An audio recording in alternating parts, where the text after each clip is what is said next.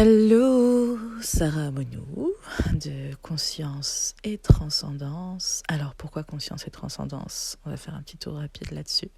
C'est que dès qu'on met de la conscience sur un événement, une situation, un schéma, en fait on le transcende. Et du coup mettre de la conscience, avancer à la lumière de la conscience, c'est transcender les situations. Et se permettre d'avancer avec plus de légèreté et une compréhension qui est au-delà du mental, au-delà de l'espace vraiment restreint, on va dire, du moi, mais de laisser la conscience, on va dire, se laisser traverser par la conscience, se laisser pleinement recevoir cette conscience. Alors, parenthèse fermée, ma foi. On va parler du mental parce qu'on entend un peu partout que le mental, c'est un peu l'ennemi à abattre, quoi. Le mental, c'est un outil qui nous sert au quotidien. Il est un petit peu la somme des expériences enregistrées. Il est un outil au même titre qu'une calculatrice ou un marteau. Donc, il ne doit servir que d'outils, finalement. Voilà, pour organiser, pour, on va dire, référencer. Tout ça, c'est le mental qui est très, très, très doué pour ça, d'ailleurs. On peut lui accorder ses mérites et puis reconnaître entre guillemets, son utilité. Et avoir de la gratitude pour ça. Et le mental, c'est un petit peu le tableau blanc sur lequel l'ego va projeter ses peurs, ses doutes et ses incertitudes. C'est un petit texte que je viens d'écrire ce matin et je me suis dit, tiens, je vais le partager aussi différemment parce que je pense que ça peut parler à certaines personnes et que ça peut peut-être mettre des mots sur ce qu'on vit parfois. Alors voilà. Le mental, c'est le tableau blanc sur lequel l'ego projette. Vous voyez l'ego comme... vous savez les diapositives? Alors moi j'ai connu ça quand j'étais en primaire et j'adorais ça quand... Oh là là, c'était un moment de foufou de la folie, quoi. C'était waouh, les diapositives. Moi je sais pas, j'avais quand même une espèce de... Enfin c'était concret, quoi, c'était matériel. J'adorais ce son aussi quand on mettait, quand on enlevait, quand on mettait une nouvelle diapositive, j'adorais ça. Bon bref, je m'égare. Petite anecdote. Et du coup, voilà. Donc, si on reprend, l'ego, finalement, projette sur ce tableau blanc toutes les diapositives de moments de vie et d'expériences de vie et d'intégration, de conditionnement enregistrés sur ces diapositives qui sont projetées sur le mur blanc de notre mental. Alors, il faut savoir que nous ne sommes pas nos pensées parce que très souvent, le mental a largement pris le dessus. C'est-à-dire que normalement, le mental, on l'utilise jusqu'à 15%.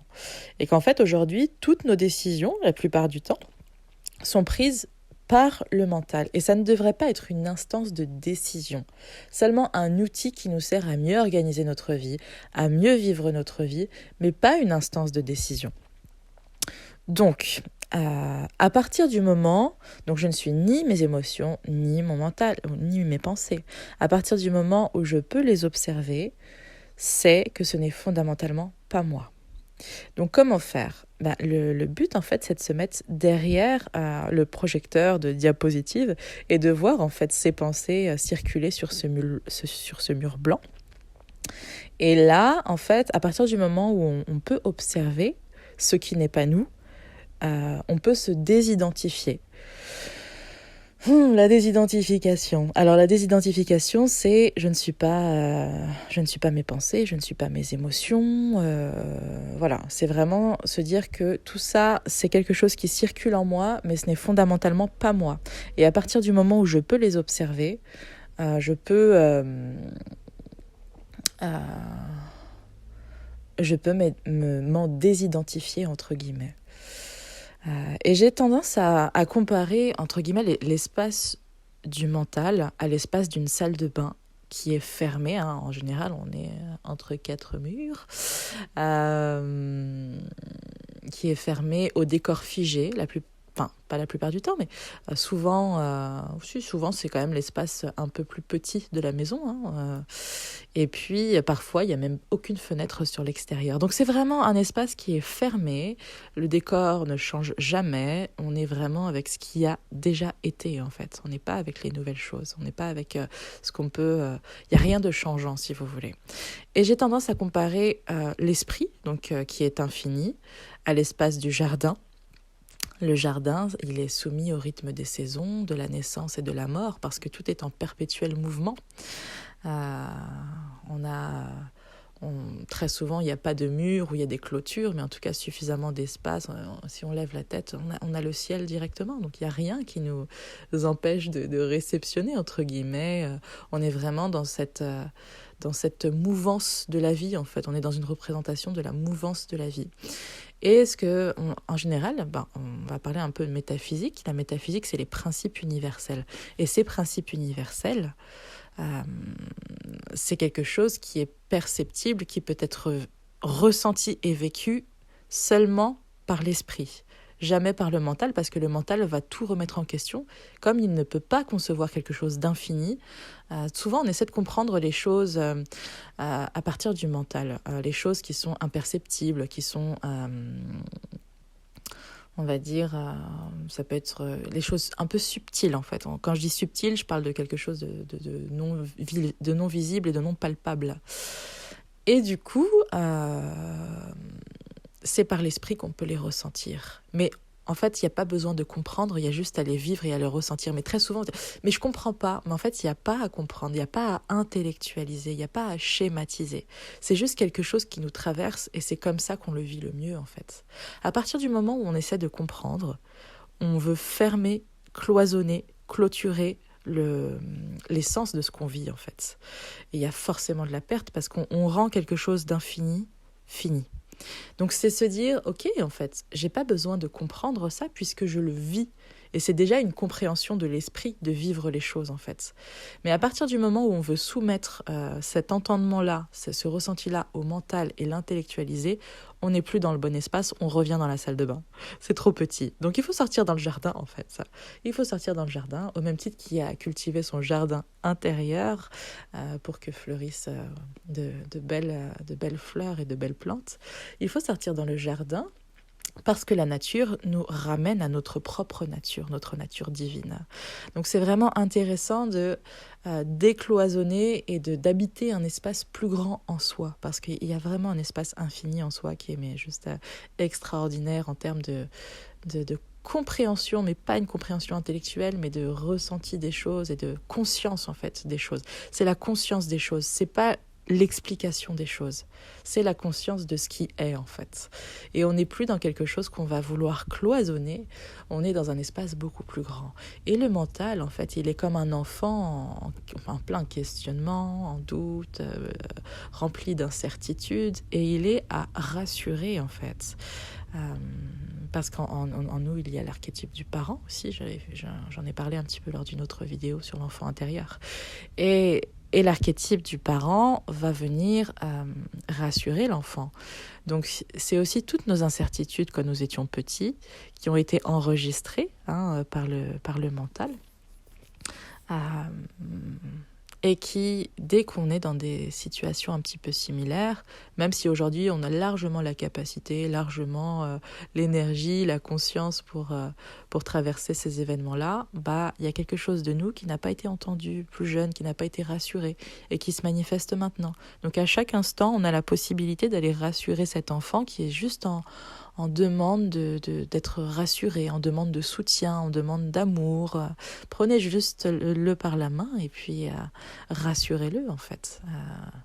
Mais voilà, c'est vraiment revenir à un espace plus grand en soi que l'espace du mental qui va très souvent tourner en boucle, un peu comme une souris dans sa roue, un hamster dans sa roue, qui va gamberger, qui va ruminer. Donc à partir du moment où je peux observer, je prends du recul et j'observe ces pensées, en fait je court-circuite complètement le système du mental. Donc ça permet d'être beaucoup plus serein, de ne pas être submergé. C'est pareil avec les émotions.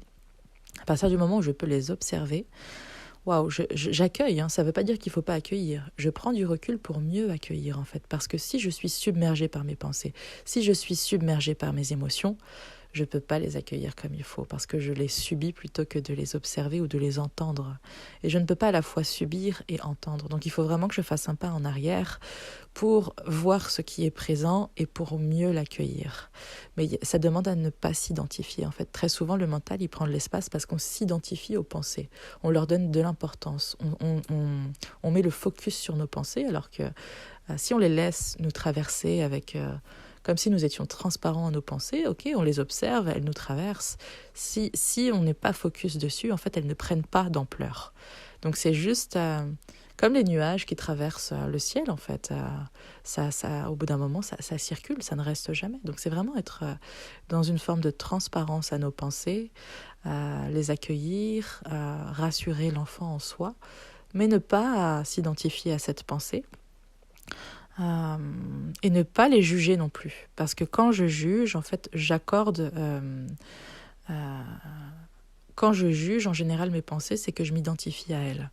Donc c'est vraiment, ok, c'est là, c'est une partie de moi qui c'est comme un écosystème, en fait, c'est une partie de moi qui vit en moi, mais ce n'est pas fondamentalement moi. Donc c'est vraiment à accueillir comme une part de soi qui a sa place, en fait. Et ce n'est pas une part de soi à abattre, ce n'est pas, non, chaque part de soi. En fait, plus on est dans l'accueil de ce qui est en soi, plus on est dans une forme d'unité, en fait. Plus on est dans une forme de paix, de sérénité, finalement. Donc, plus on lutte, plus c'est... En fait, le mental, il a la place qu'on lui donne. Donc si on a l'impression que c'est quelque chose d'immense qui prend toute la place, ça va être quelque chose d'immense qui prend toute la place. Mais si vous le voyez comme un enfant qui a juste besoin d'être rassuré, il va reprendre sa juste place d'enfant qui a besoin d'être rassuré. Les choses, c'est toujours le pouvoir qu'on leur donne finalement. Donc revisiter l'importance qu'on donne aux choses, c'est un petit peu diminuer le pouvoir qu'elles ont sur nous. C'est prendre conscience qu'il y a quelque chose de nous qui est vraiment très puissant, qui est très... Le divin en nous est absolument illimité en toutes choses.